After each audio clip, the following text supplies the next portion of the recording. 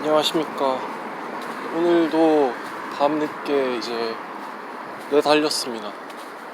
내달리고 집으로 복귀하는 길에 있고요. 생활관으로 복귀 후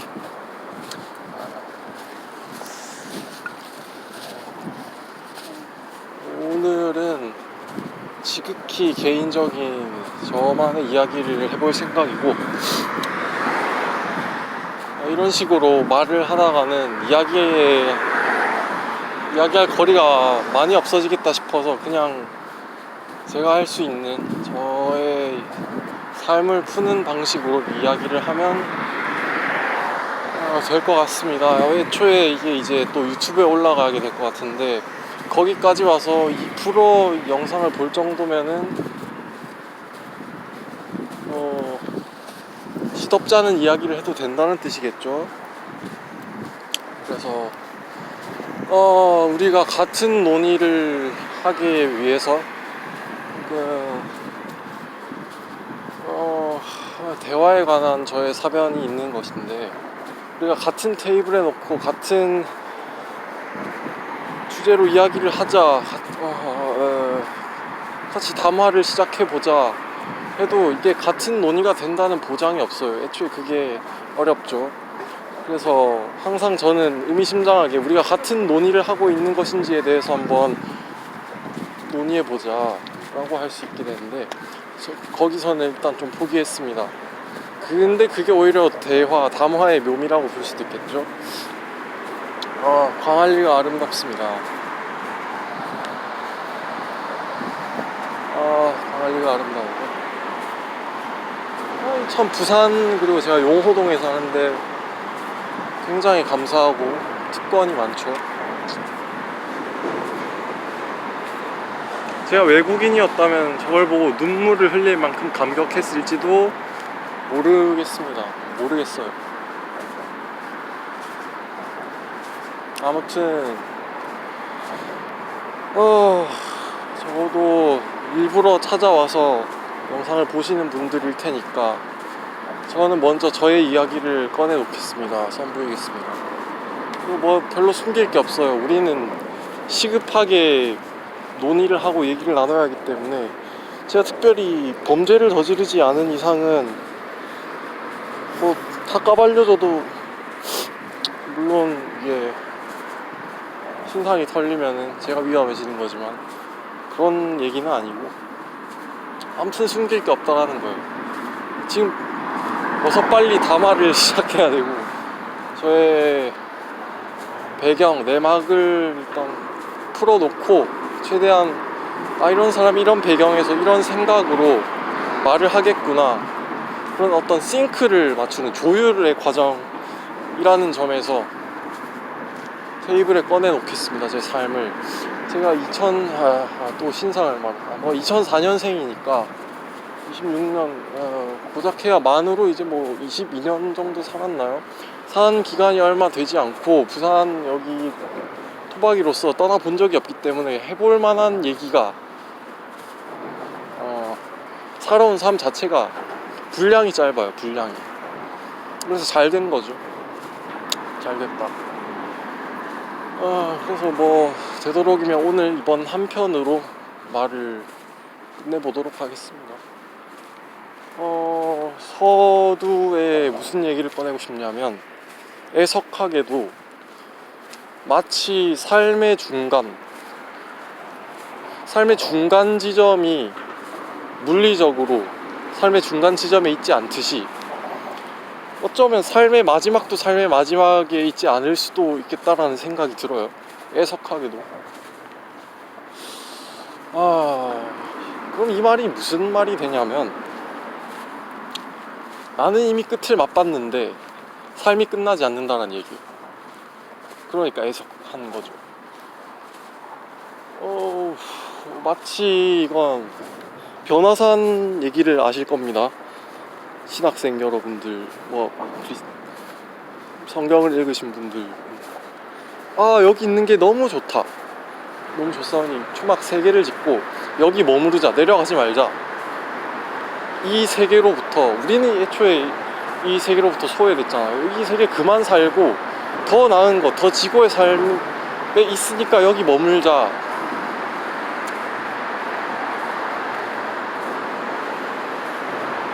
진리가 여기에 있다. 여기가 마지막이 됐으면 좋겠다. 더 이상 비루한 삶을 살지 말자. 미천한 삶을 더 이상 살아가지 말자. 근데 그 말을 했다가 어떻게 됐습니까? 그것의 원은 들어지지 않았죠. 왜냐면 특별히 저랑 고신대 신학과 2학년을 지내고 계신 분들은 존 크리소스톰의 논문을 읽으셨고 그의 사상을 받아 접하셨을 텐데, 자살하면 안 된다는 거예요. 그 세계의 종말을 앞당기면 안 된다는 거예요. 기독교인 크리스천도 결국 실존을 합니다. 실존이 더 보편적이고 큰 개념이에요. 실존이 벗어날 수 없다는 점에서. 언젠가 실존에 대해서 풀어야 할 텐데, 저는 멋 모르고 그 단어를 막 쓰고 다녔던 것 같아요. 그래서 좀 요즘 말을 삼가고 있는데, 아무튼 이 삶의 마지막을 맛봤는데 삶이 끝나지 않았더라는 거예요. 사실 삶의 마지막이 아니란 얘기죠. 마지막이었으면 좋겠다에 가깝지.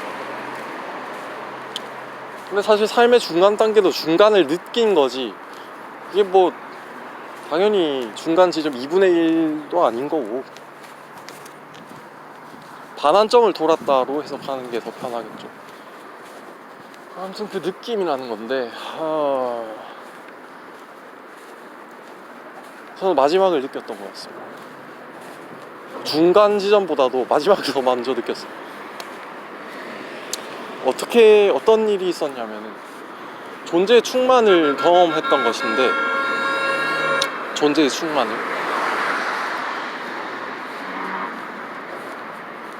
이것 이상의 것은 없겠다. 뭐 상당히 대담한 말이죠. 이것 이상은 없다. 굉장히 확신에 찬 말이고, 근데 제가 어떤 확신에 차 있는 것 같은, 고양된 것 같은 그런 모습을 읽어낼 수 있었던 사람들도 있었을 거예요. 그 당시에 저를 보면 확신에 차 있었던 것이죠. 그 당시에 제가 무슨 대단한 진리를 다루는 텍스트를 해독해내서 진리를 이해하고 뭐 그런 식으로 존재 충만을 느꼈다는 게 아니에요.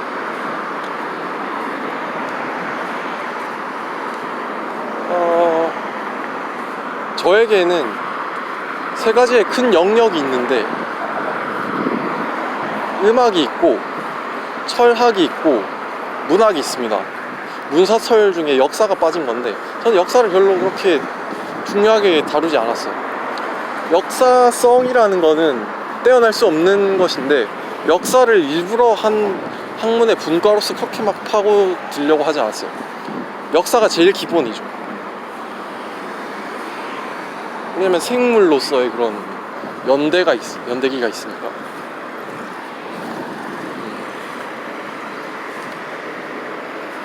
아무튼 뭐 문학, 철학, 음악 이렇게 있습니다. 저에게는.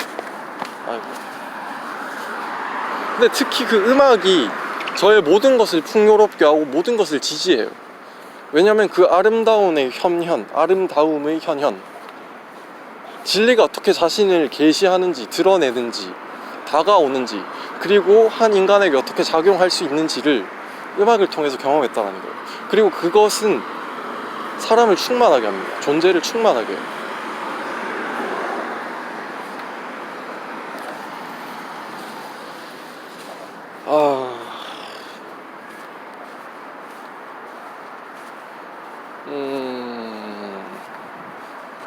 그때 저는 그 음악이 있었기 때문에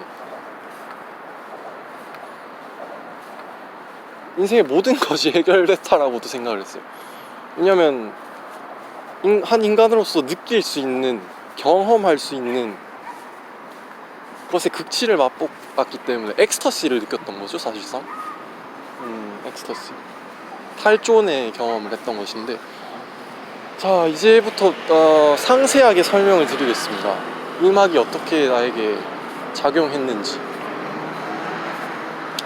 여기서 이제 음악이라 함은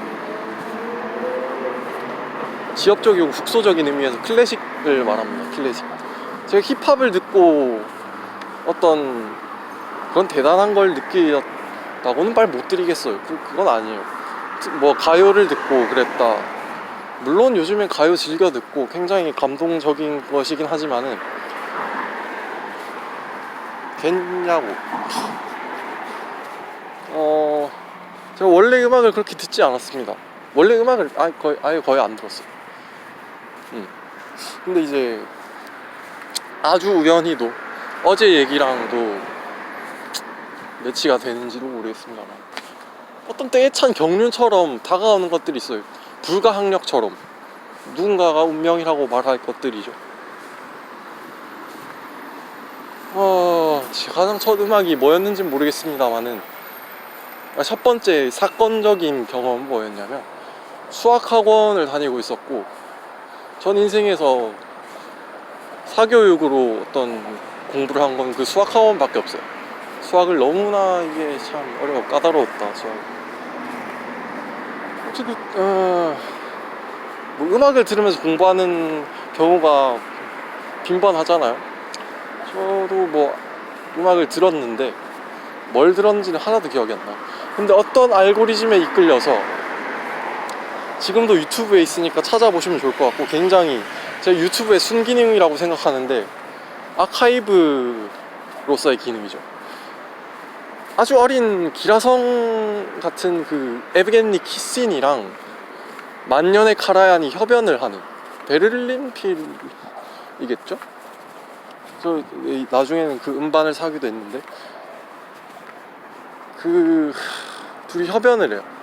차이콥스키 피아노 협주곡 1번으로. 차이콥스키 굉장히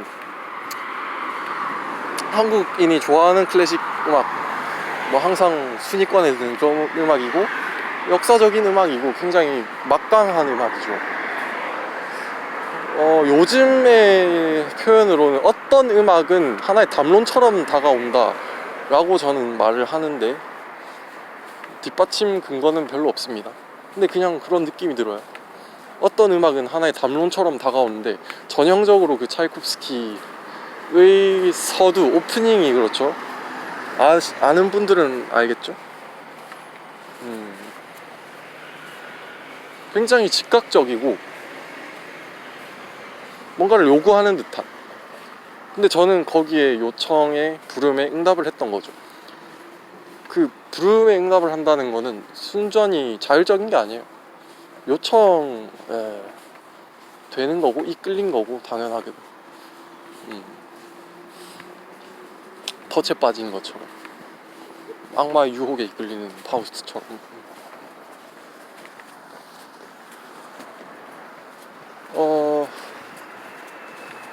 그래서 수학 문제를 풀다가 그 음악을 틀어놨는데 그냥 매혹당해버렸어요. 매혹. 그리고 그거를 반복해서 듣는 거죠. 반복이 굉장히 중요한 텐데, 역시 그 곡을 반복하는 거예요. 그리고 키신이 궁금해졌어요. 키신이. 왜냐면은 저는 철저히 외모지상주의자이기 때문에 보기에 티가 있거나 흠이 있는 걸 별로 좋아하지 않습니다. 그걸 일부러 막 찾아보진 않아요. 근데 이제 피아노 연주자라도 별로 얼굴이 보기에 마음에 드는 구석이 없으면, 혹은 눈에 거슬리는 부분이 있으면 별로 좋아하지 않는 편인데, 키스이는 오히려 그 반대로 굉장히 뭔가 좀 매력적인, 뽀글머리를 항상 고수하더라고요. 지금도 아저씨인데 똑같아요. 그리고 그 앳된 얼굴이 주는 뭔가가 있었고, 그 어린 키신이 음악에 집중해서 뭔가를 재현하고 뭔가를 붙잡으려고 하는 그 표정을 좋아했어요. 그리고 사실 표정이 다이나믹하진 않은 편인데 눈을 감고 막 입을 막 움직이는 듯한 그 뭐야 시각장애인처럼 뭐 그런 식으로거든요. 아무튼 키스인에 빠져들었고 키스인의 음악들을 찾아보기도 했었던 것이죠. 뭘 봤는지는 기억이 안 나요. 그러다가 이게 중요하죠. 그러다가 조성진 씨를 알게 됩니다. 조성진, 피아니스트 조성진. 원래는 조성진 씨를 싫어했어요. 되게 이상한 점인데 조성진 씨를 싫어한다 무슨 말이냐. 뭐 알고 싫어하는 게 아니잖아. 그냥 유명한 거예요. 나는 아무것도 모르겠는데 그냥 유명한 거예요. 그래서 그냥 싫었어요. 보고 싶지 않았다라는 게 맞겠죠. 근데 어느 날은 조성진 씨의 맞아, 딱 중학교를 졸업하고 낮잠을 자고 있었습니다. 낮잠을 자고 있는데 또 알고리즘에 이끌려서 조성진 씨가 연주한 사랑의 꿈 리스트의 사랑의 꿈 그게 흘러나왔어요. 잠결에 그걸 들었겠죠. 잠결에 듣는데 이게 그냥 꿈결인 건지 뭔지 굉장히 몽환적인 거예요. 너무 아름다운 거예요. 그리고 그 곡을 계속해서 파고들고 조성진 씨의 소리에 또 매료가 되고 남다른 소리를 보유하고 있죠. 그래서 조성진 씨가 연주했던 것들을 다 찾아보면서 음악에 입문을 하게 되는 거죠. 그리고 두 번째로 가장 사건적인 음악이 뭐냐면은 두 곡이 있는데 하나는 조성진 씨가 연주한 라흐마니노프 피아노曲곡 2번이고 하나는 쇼팽 발라드 1번입니다만 그 둘은 굉장히 저한테 뭔가 막강한 거였어요. 그 두 곡 역시 굉장히 유명하고 많이 회자되는 곡이긴 하지만 뭔가 되게 좀 각별했달까? 워낙에 멜로디나 그런 곡 자체가 막강한 것이기도 하지만 제가 말했듯이 어떤 음악은 담론처럼 다가오니까 근데 그 담론이 언어의 형식의 담론은 또 아니에요.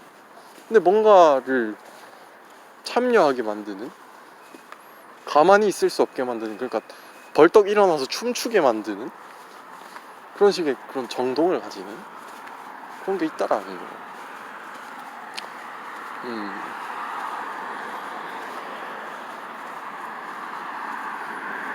특히 라흐마니노프 피아노曲곡 2번을 거의 의식적으로 많이 들었어요. 의식적으로 많이. 그러면서 피아노에 입문을 해서 제가 직접 피아노를 치기도 했고 하고 있고 많은 곡들을 섭렵하려고 노력했고 음악이라는 게 내 인생에 붙어버렸구나 이런 걸 직감하면서 음악이 나를 특별하게 만들어주겠구나 라는 걸 직감했고 특히 그 라흐마니노프 피아노曲곡 2번을 중점으로 계속해서 반복해서 들었어요. 의식적으로 반복해서 35분 내외의 음악인데 그거를 하루에 그냥 계속 듣는 거예요. 특히 왜냐면 야자를 했기 때문에 저는 야자를 거의 개근을 했고 1, 2, 3학년 내내 하려고 했어요. 공부를 딱히 하지는 않았지. 근데 그 시간을 확보하기 위해서 그리고 학교에 계속 남아서 뭔가 하기 위해서 전략을 취했던 거죠. 그때 음악을 정말 많이 들었어요. 음악을 비록 뭐 핸드폰이고 이어폰으로 혼자 듣는 거지만 굉장히 많이 음악을 들었다. 그럼 그 결과가 어땠느냐?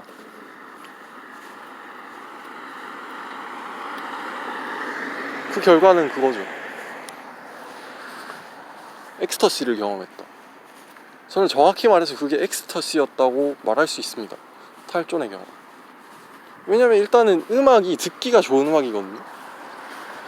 듣기가 좋다 이 호의 감정을 어떻게 설명 안 돼. 그냥 이게 굉장히 맛있는 햄버거나 치킨의 냄새를 맡고 그것의 모양을 보고 당장 해치워버려야겠다. 아이스크림을 볼 때 어떤 일종의 정언 명령처럼 제가 고삐를 풀어버리고 아이스크림에 돌진하는 것처럼 음악이 그렇다라는 게, 음악은 근데 그 중에서도 가장 탁월하게 그냥 좋음이 그냥 들으면 그대로 이제 나를 개방하게 되는 거죠. 네, 음악은 그런 좋은 음악. 근데 그것이 정말 그게 다르죠. 사실 사춘기 때고 몸이 10대 소년의 몸이란 게 굉장히 뭐 호르몬 지치 호르몬에 의한 인간이잖아요. 근데 그때 그 거의 매일 수차례 반복되는 엑스터시들의 경험, 그때 저는 장이 아팠습니다. 장이 아팠어요. 장이 안 좋았어요. 근데 굉장히 은밀한 그런 쾌락들을 즐기고 있었다는 거죠. 음악에 저는 그리고 그 음악들을 들을 때, 음악을 감상할 때 저희 청취하는 태도가 어땠냐면, 나 이거 음악 들을 때 눈물 흘리지 않으면은 제대로 집중하지 않았다. 왜냐면 저는 항상 음악을 들을 때 눈물을 흘리곤 했으니까요. 눈물을 흘리고자 했으면 무조건 흘렸어요. 그때 그 정도로 뭔가 좀 극도로 예민한 그런 때가 있었죠. 그런데 지금은 그렇지 않다라는 얘기이기도 하죠. 그래서 그 과정이 지났다. 근데 그게 이 어떤 인생의 마지막과 같이 굉장히 몹시 극도로 충만할 때였다라고 말하고 싶은 거죠. 충만했어요. 어떤 어두움이 없었고, 어떤 고민이 없었고, 사실상 실존하지 않은 인간? 어떤 존재가 본질을 찾은 것만 같은 착각 환상에 빠졌어요. 난 완결된 것만 같은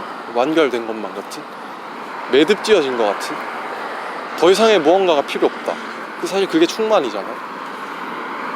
지금 와서는 이게 사실 몰라요. 신학적인 의미에서 오류가 있었겠죠.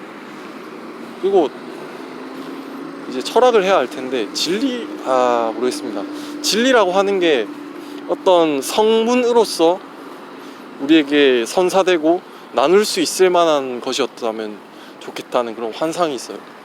그리고 욕심이 있어요. 진리를 문장으로 쓰고 발음하고 싶다. 그리고 공유하고 싶다. 전하고 싶다. 라는 욕심이 있어요.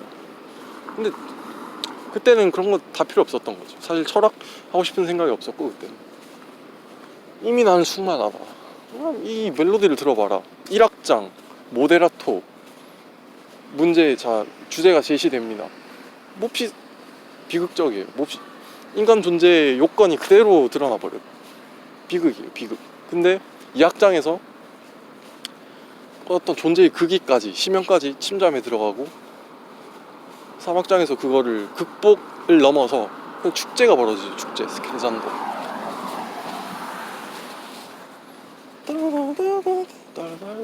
따다단 피날레가 나오고 이 곡이 끝난 거예요. 한 인간의 일대기가 끝나버립니다. 인생이 끝난 거예요. 환희로 끝나버립니다.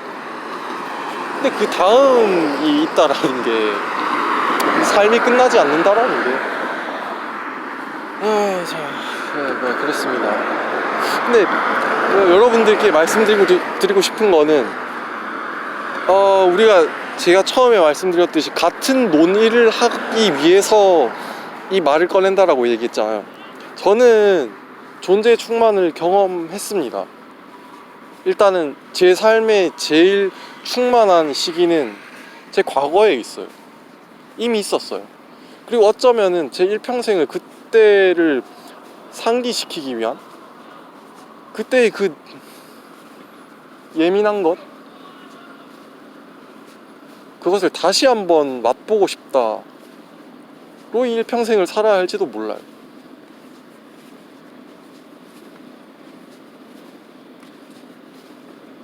참 이게 거저 주어진 것이라는 게 참 놀라운 일이죠. 제가 스스로는 다시 소환할 수가 없습니다. 그때 그것, 그렇게 돼버렸어. 근데 온몸이 마디가 저릿저릿할 정도로 그 음악에 몸을 내맡겼으니까. 사실 육신이 흐물흐물해진다라는 게 어떤 건지도 알 것 같아요. 음악을 듣는데 사실 내 몸은 뭔가 필요가 없는 느낌이었어요. 눈을 감으면 됐거든요. 눈을 감고 음악은 혼자 진행해요. 혼자 진행하죠. 그것을 그냥 따라가는 거예요. 그것이 그것된 바 그것으로 있게 하는 것.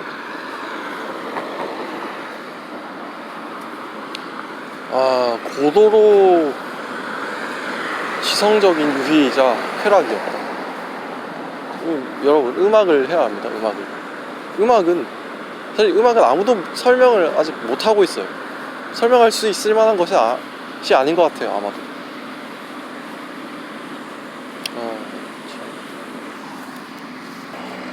그렇다면 제가 여러분들께 드릴 수 있는 충고는, 일단은 여러분의 인생을 무한히 쾌락적으로 살아보셔라. 즐기셔라. 기쁨을 맛보셔라. 왜냐면 인생의 어떤 참된 기쁨, 참된 행복을 누리면은 삶을 살고 싶어지잖아요. 삶을 살고 싶게 만드는 게 윤리일 거잖아요.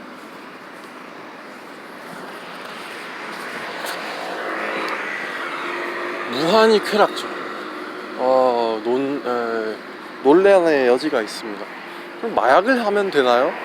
천만의 말씀. 저는 그때 마약이 필요가 없었거든요. 마약을 하면은 이걸 지속적으로 즐길 수가 없고, 그리고 마약을 하는 사람은 굉장히 무책임하고 좀 준비가 덜 된 사람이구나. 노력을 안 하는 사람이구나. 아니, 아직 못 들어본 곡이 이렇게 많은데 왜 그럴까? 그게 무책임한 거구나, 그게. 그리고 덜 떨어진 쾌락들이 있는 것 같습니다, 제가. 근데 몸을 망쳐요. 한때에는 저에게 굉장히 큰 고민을 안겨줬던 게 쾌락의 질적인 차이가 있는가였는데, 특히 멋진 신세계였죠. 소마라고 하나? 윤리적인 문제가 제거된 마약, 그런 방식으로 이제 질문이 던져지는데,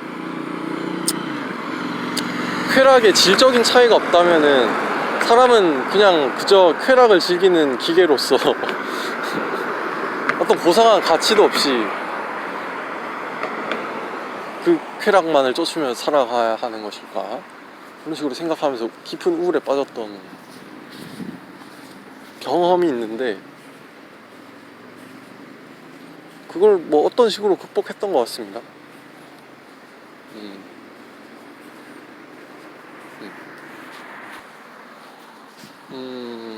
그래서 이런 한 사람의 이야기를 들으면서 어떤 단서를 얻어보시면 좋을 것 같고,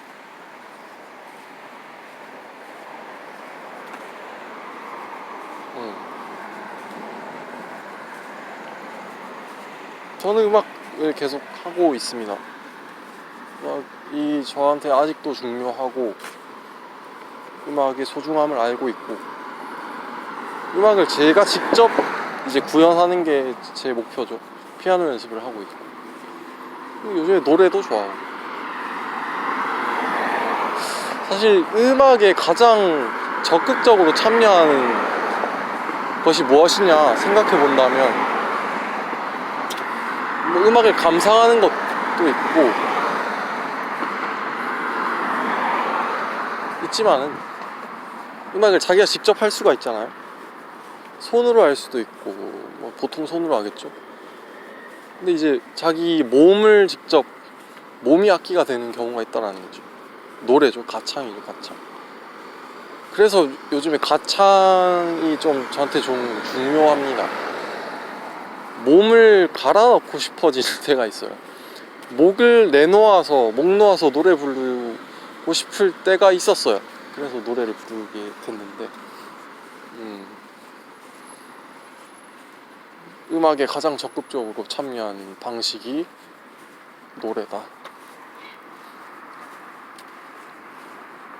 그래도 저는 손으로 하는 음악도 좋아합니다. 손이 좋아요.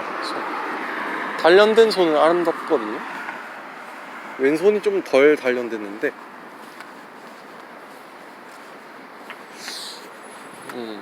손을 좋아하고 또 그래서